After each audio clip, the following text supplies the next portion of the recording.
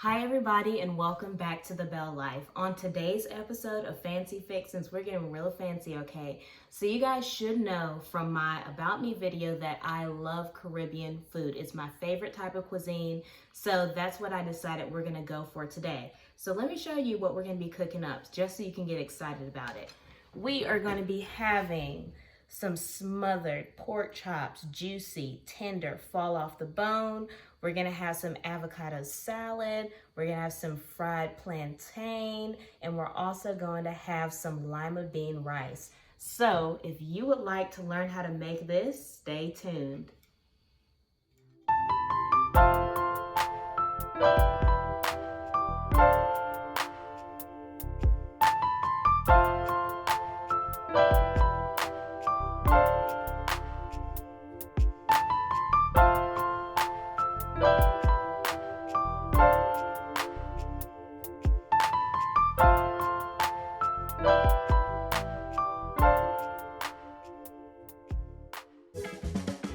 All right, guys, I'm taking you to the store with me because one of the keys to having a juicy, tender pork chop is the cut of meat that you decide to buy. Down here is what I prefer. I really love the pork steaks. This is pork shoulder, so it's very tender and juicy, and I also like that the bone is still in the meat. What you see above, what I'm about to show you, is what I don't really like when I'm cooking pork chops. I don't like the boneless chops. They tend to be a lot drier and tougher when you're cooking them. All right, guys, now that I've picked my pork chops and I'm at home, I went ahead and cleaned and seasoned them. And if you think back to a couple months ago, I did a whole video on pork chops on how to clean and season this particular type of meat. I used tomatoes, bell peppers, onions, a blend of seasonings, lime juice, so many things. So if you want to have this same flavor base, go ahead and hop on over to that video, see what I did, and then you can come back. Before I stick the pork chops in the oven, I like to braise them first. That basically means to brown them on both sides. And by doing that, it lessens the cooking process because you already partially cooked it outside of the oven, but also it gives us this beautiful brown color that sometimes you don't get when you immediately stick the meat into the oven. So that's what I'm gonna do first. I'm gonna grab my olive oil, pour some into the pan. I think that's enough. I'm going to cut my oven to medium heat. Not too high because you don't want them to burn. You don't want the pan to get too hot enough to where you can brown it on both sides though. And while that's heating up, I'm gonna go ahead and preheat my oven to 400 degrees.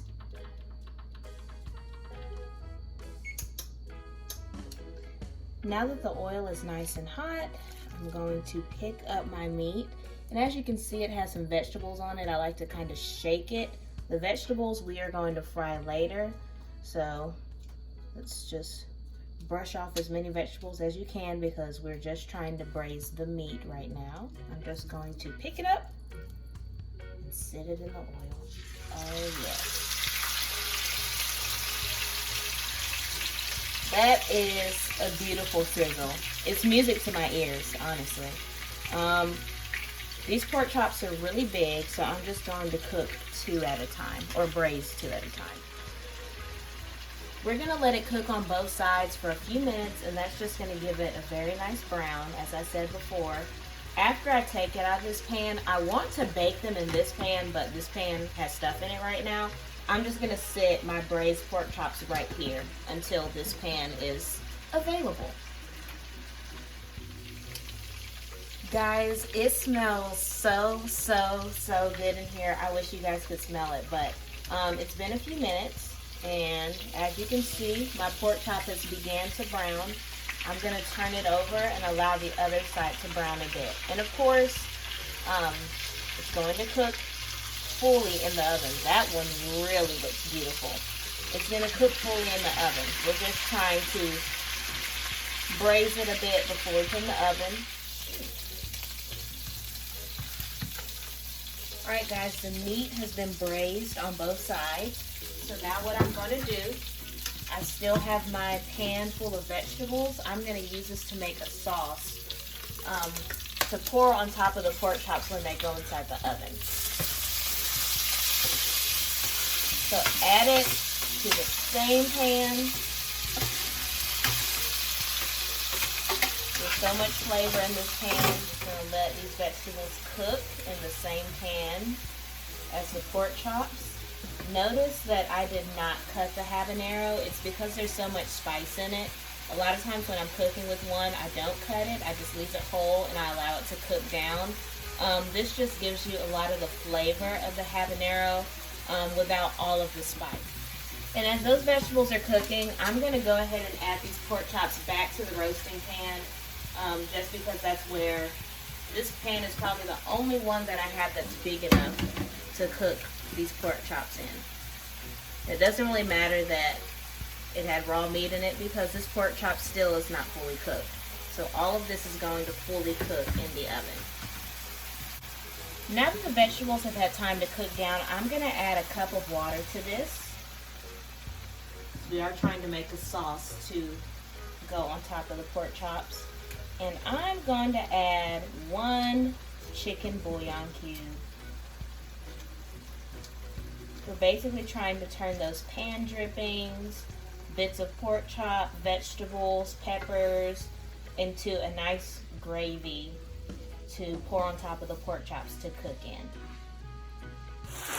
Alright guys, I just want you to see how much this sauce is thickened without adding any flour.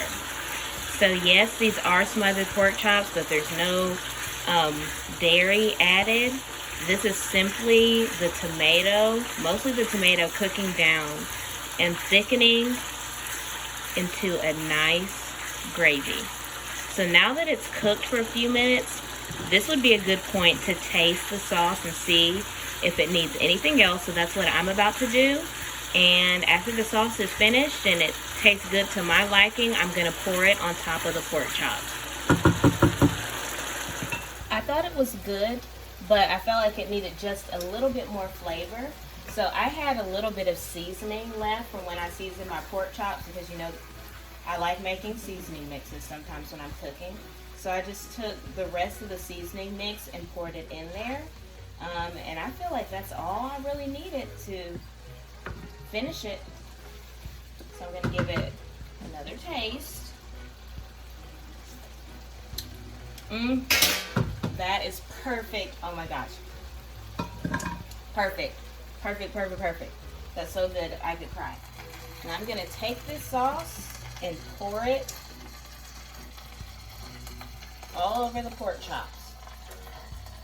My oven is preheated to 400, so what I'm going to do, I'm just going to cover it with the lid and stick it in the oven.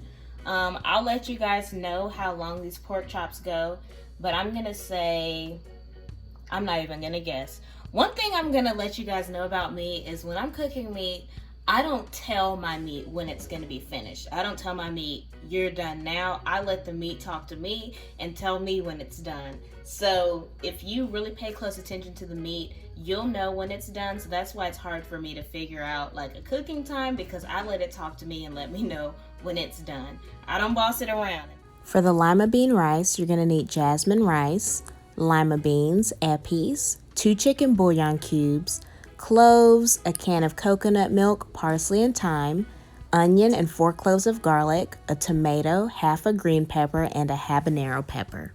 That was definitely a mouthful, so let's take this step by step. I take my few sprigs of thyme, my parsley and habanero, and I place it in a bowl because it's already ready for the pot of rice, but our green pepper isn't. So I take my green pepper half and I'm going to be sticking it with about 10 cloves. I learned this technique from Lamise O. She's one of my favorite Haitian YouTubers. And the purpose of doing this is because you want your cloves to flavor the rice without remaining in the rice when the rice is done. If you stick it in the green pepper, you can just pull the green pepper out when your rice is done, and most of the cloves will still be inside the green pepper and not lost in your pot of rice.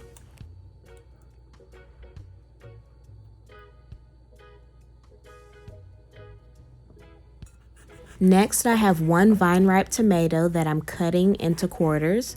You don't need to cut it any smaller than that because we're mainly using it to flavor the rice, not necessarily to be in the final display of the rice. Next, we're going to finely dice 1 small onion and 4 cloves of garlic. This is going to be sauteed with our lima beans. I got a nice rice pot and covered the bottom with olive oil and set my stove top to medium-high heat. Now I'm sauteing my onions and garlic, and once they've had time to cook down, I add a few tablespoons of Epis. This is my Haitian spice, and I'm just allowing them to cook down together until the onions and garlic have softened. Once they have, I add my lima beans, and my bag that I had was very big. I added about half of my bag of lima beans, and I'm allowing all of this to saute together. Once they've had time to fry really well for a few minutes, I add my can of coconut milk and I allow it to cook together. So that's what you see happening right now. Now I'm adding water to my pot, and if you're wondering how much water to add, a good rule of thumb is 2 cups of water to every cup of rice. So that's just something you can think about. Now I'm adding my tomatoes to the pot as well as my thyme, my green pepper and cloves. I'll also be adding my parsley, my habanero pepper, and also 2 chicken bouillon cubes.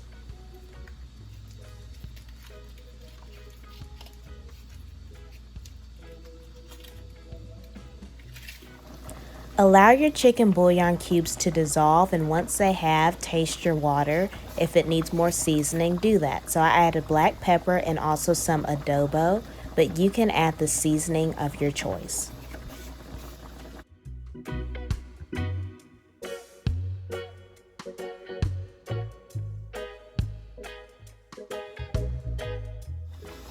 I allow this mixture to boil together until my tomatoes begin to soften, as you see here.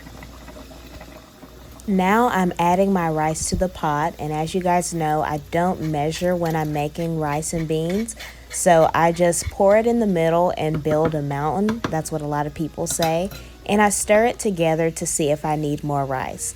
My rice is supposed to be just below the level of the water, so it is very apparent from looking at it that I need more rice. So I added more rice that I had washed, and I'm stirring it together, stir, stir, stir, and it looks like I have almost the right amount, but I need to take a little bit of the liquid out.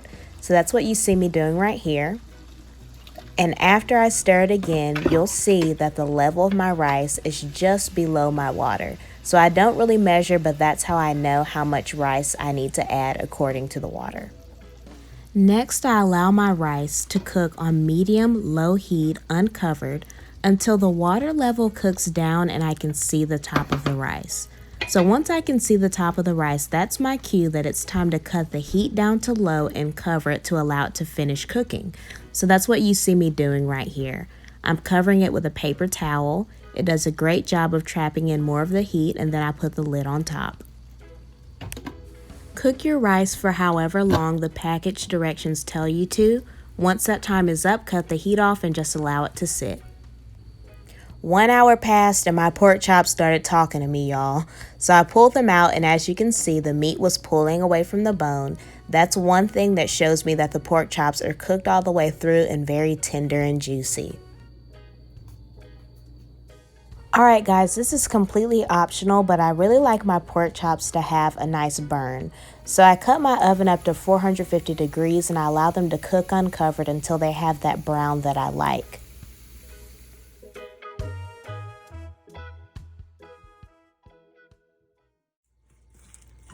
This avocado salad that we're making is so simple but so delicious. A lot of it is going to be made up of this rainbow kale that I have here, and I'm cutting it up into fine, small, bite-sized pieces. I'm cutting up 1 tomato, but you can use as much or as little as you want.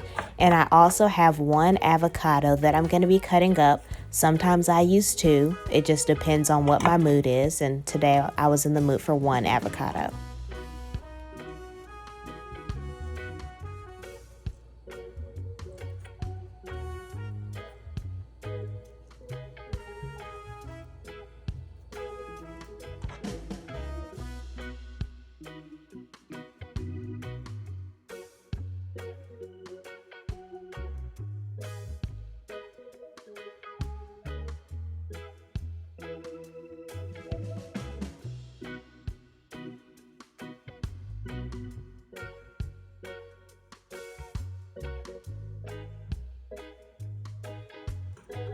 Next, I have 4 carrots, and I'm going to be using a grater to grate these up and put it inside the avocado salad.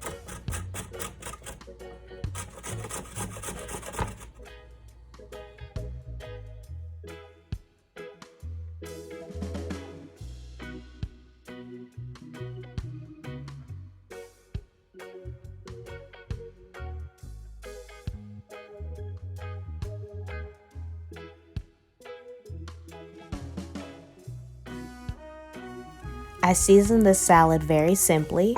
I'm only using black pepper, salt, and the juice of 1 lime.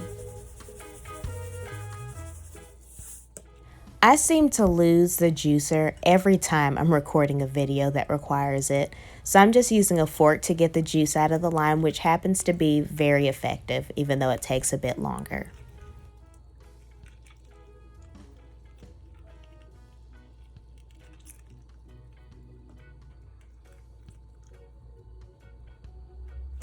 Stir it all together and then you're done. And this is the perfect pairing for what we're about to cook. The last thing that we're going to cook today is the fried plantain. So let's go ahead and work on the liquid that we're going to be dipping it in. We're going to dip it in a lime ginger vinegar solution. So I have my limes that I put inside the bowl. I have a knob of ginger that I cut up that I'm also adding to the bowl. I added a splash of vinegar and then I filled the bowl up with water. And you will see why very soon. But now I'm just cutting my plantain open.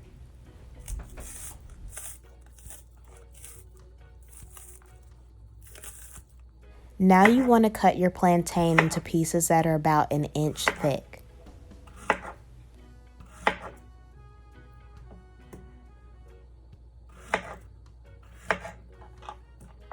Alright y'all, let's fry these babies up. So I have a pot and I filled it with about 1 inch of canola oil. I have that lime vinegar ginger water that we made, my plantain, and 2 plates. Those plates will be used to press and flatten the plantain. And I have a pan that is lined with paper towels to drain the grease. So I'm going to go ahead and cut my oven to medium-high heat. I want that oil to get nice and hot. And once it is nice and hot, I'm going to add my plantain to the pot.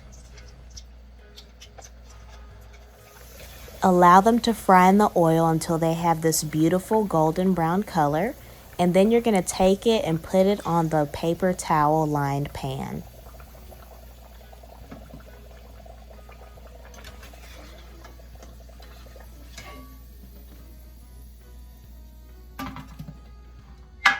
I'm going to take my plantain one at a time and I'm going to flatten them between these 2 plates. I don't have a plantain press, so this is what I'm working with.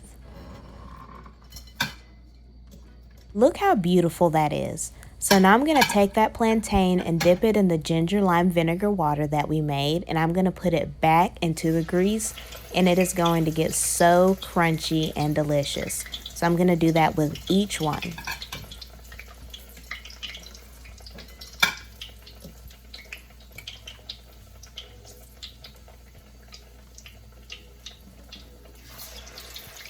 Allow them to cook in the hot oil until they become golden brown and crispy. This will not take long, only a couple minutes.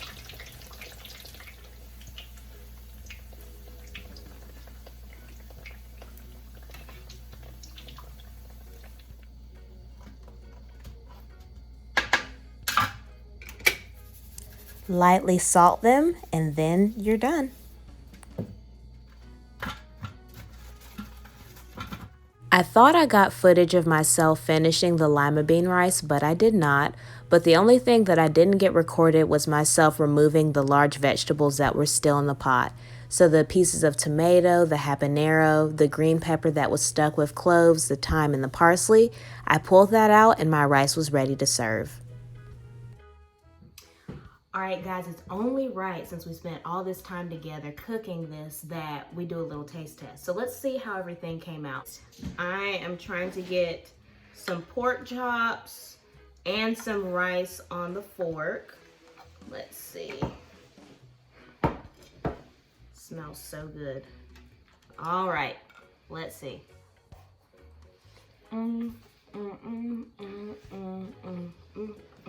Well, I started humming and dancing immediately, so that means it's good. That's my telltale sign.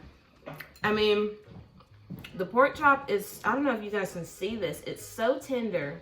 It's just coming off the bone, perfectly flavored. The rice is nice and shelly, meaning that it's just not sticky, it's just perfect texture. Let's taste the very last thing. Let's see how these fried plantain are tasting. So I'm gonna get some plantain and I'm gonna put some salad on top just because I just like the way it tastes. So let's see.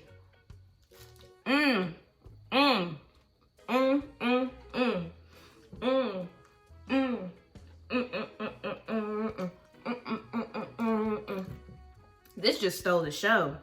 It's like that lime juice just perfectly goes with the plantain. It's crunchy, like the kale is crunchy, but the plantain is crunchy too. It's just perfect.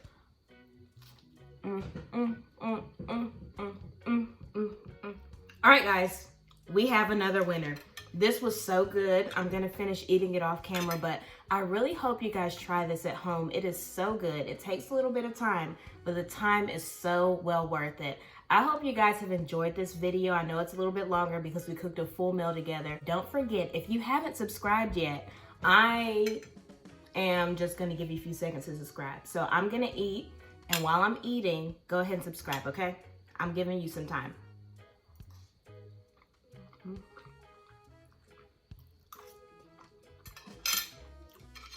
All right, time's up. You should be subscribed by now.